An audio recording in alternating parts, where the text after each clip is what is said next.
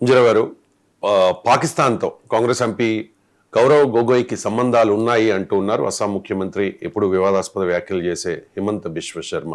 అంటే గౌరవ్ గొగోయ్ భార్య ఎలిజబెత్కు పాకిస్తాన్తో ఉన్న ఒక సంస్థతో సంబంధాలు ఉన్నాయి. అక్కడ ఎలిజబెత్ పనిచేసేది, శాలరీ కూడా అక్కడి నుంచే పాకిస్తాన్ నుంచి గౌరవ్ గొగోయ్ భార్య ఎలిజబెత్కు వచ్చేది అంటూ హిమంత్ బిశ్వ శర్మ చాలా వివాదాస్పద వ్యాఖ్యలు చేశారు. ఈ వ్యాఖ్యల్ని కాంగ్రెస్ అయితే అబ్జెక్ట్ చేస్తున్న పరిస్థితి ఏంటి, అసలు వివాదం ఏంటి? సార్ అండి, ఇప్పుడు అస్సాంలో ఎలక్షన్ జరగబోతుంది కొన్ని నెలల్లో.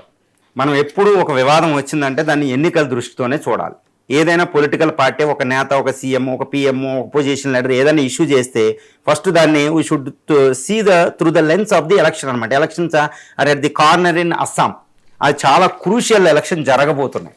మరి ఈ తరుణంలో అక్కడ కాంగ్రెస్ లీడర్ తరుణ్ గొగోయ్, ఈ గొగోయ్ చాలా ఇంపార్టెంట్ లీడర్. అక్కడే కాదండి, ఇప్పుడు ఎంపీగా పార్లమెంట్లో కూడా కాంగ్రెస్ చాలా ప్రామినెంట్ లీడర్. ఇప్పుడు ఆయన ఈ హిమంత్ బిశ్వ శర్మ అక్కడ ఎలక్షన్ కాబట్టి ఆయన భయపడుతున్నాడా?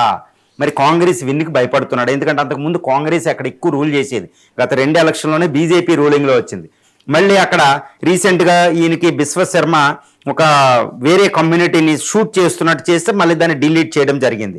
ఎంతసేపు ఈ సిఏఏ యాక్ట్, ఈ బంగ్లాదేశీ ఇమ్మిగ్రెంట్స్, ఇలాంటి ఇష్యూలు ఆయన తీస్తారు పరిపాలన మీద కాన్సన్ట్రేషన్ కంటే.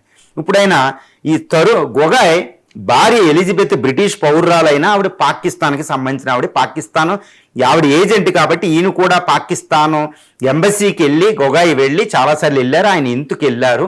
పాకిస్తాన్లో ఒక సంస్థ తరపున ఆవిడ ఉద్యోగం చేసింది, అక్కడ నుంచి నిధులు వస్తున్నాయి. మన ఇన్ఫర్మేషన్ అంతా పాకిస్తాన్కి అందిస్తున్నారు.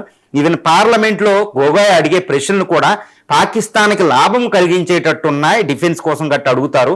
కాబట్టి ఈయన పాకిస్తాన్ ఏజెంటే, ఇండియన్ కాదు, యాంటీ ఇండియన్ అని ఆయన చాలా తీవ్రంగా చేయడం జరిగింది. అసలు మామూలు అలిగేషన్స్ కాదని అంతకుముందు కూడా ఆయన చేశారు, మరి ఇప్పుడు ఎక్కువైంది. ఇప్పుడు అస్సాంలో ఎన్నికల దృష్టి ఇవి చాలా ఇంపార్టెంట్.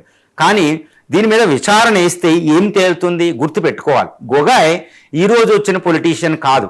ఆయన డిసెండెంట్, అంటే ఆయన యాన్సిస్టర్, వాళ్ళ ఫాదరు అస్సాంకి చాలా చాలా సేవ చేసిన వ్యక్తి, గుర్తుపెట్టుకోవాలి కాంగ్రెస్ పార్టీలో. మరి ఆయన దేశభక్తి కమ్యూనిటీ నుంచి వస్తున్నారు. భార్య ఆవిడ బ్రిటిష్ పౌరురాలైనంత మాత్రాన ప్రాబ్లం ఉందా? గుర్తుపెట్టుకోవాలి. భారతదేశంలో చాలా చాలా మంది పౌరులకి, చాలా చాలా మంది దేశ నాయకులకి భార్యలు విదేశాల నుంచి వచ్చారు, కానీ భార్యలు వాళ్ళకి సేవ చేయలేదు కదండి. గుర్తుపెట్టుకోవాలి. సుభాష్ చంద్రబోస్ జర్మన్ పెళ్లి చేసుకోవడం జరిగింది. ఇంకా చాలామంది నాయకులు, ఒక్కళ్ళని కాదు, ఇప్పుడున్న అంబాసిడర్లో భారతదేశంలో చాలామంది, కేఆర్ నారాయణ చాలామంది చేసుకున్నారు.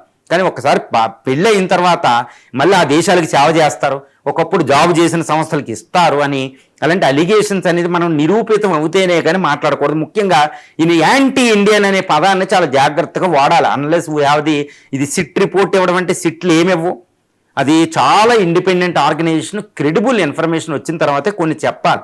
సిట్ రాష్ట్ర ప్రభుత్వంలో ఇచ్చిన సిట్ నీ ఆధ్వర్యంలో ఉంటుంది, నువ్వు చెప్పు. కాబట్టి అలిగేషన్ ఏదో అవినీతి ఆరోపణలు కాదండి, అది దేశ ద్రోహానికి సంబంధించిన కేసులు. కాబట్టి క్రెడిబుల్ ఎవిడెన్స్ ఉన్నప్పుడే ఇంకొక నాయకుడిని ఇలాంటి పెద్ద పదాలు ఉపయోగించాలి. అదర్వైజ్ డెఫామేషన్ సూట్లు అవుతూ ఉంటాయి. రాహుల్ గాంధీ గారు కూడా చూడండి, గౌక్కును వదిలేస్తే డెఫామేషన్ సూట్లు అయితే చాలా కేసుల్లో ఆయన తిరుగుతున్నారు ఇండియా అంతా. అలాగే మళ్ళీ హేమంత్ బిశ్వాస్ తిరుగుతారేమో డెఫామేషన్ సూట్లో రాహుల్ గాంధీ గారు తిరిగినట్టు. అంటే ఎదుటి వాళ్ళని ఎలక్షన్ వచ్చేటప్పుడు ఒకరికొకరు సంబోధించుకోవడం, విమర్శించుకోవడం, ఇవి రెడ్ లైన్, లక్ష్మణ రేఖకి దాటిపోయి ఉన్నాయనే కేసుని ఇది మనకు చూపిస్తుంది. కానీ గుర్తుపెట్టుకోవాలి, గొగోయ్ మరీ అంత ఫూలిష్గా బిహేవ్ చేయవలసిన అవసరం అయితే లేదు. పాకిస్తాన్ నుంచి ఒక 100 కోట్లు ఇచ్చినా ఆయనకి తక్కువే. ఆయన ఏమైనా డబ్బులు కమ్ముడిపోయే ఈ వ్యక్తి కాదు, ఆయన కాంగ్రెస్ సేవ చేస్తున్నాడు, ఒక దేశ నాయకుడే, ఒక అద్భుతమైన నేత. ఆయన మీద ఆరోపణ అది నిజం కాకపోవచ్చు, ఇన్వెస్టిగేషన్లో మనకు తెలుస్తుంది. కానీ ఆ ఇన్వెస్టిగేషన్ కూడా మీ సిట్లు, రాష్ట్ర ప్రభుత్వాల్లో సిబిఐలు కాదండి, సుప్రీంకోర్టు ఒక జడ్జి, సిట్టింగ్ జడ్జి ఆధ్వర్యంలో అది జరిగితే అందరూ నమ్ముతారు. అలా జరగాలని అయితే నేను కోరుకుంటాను.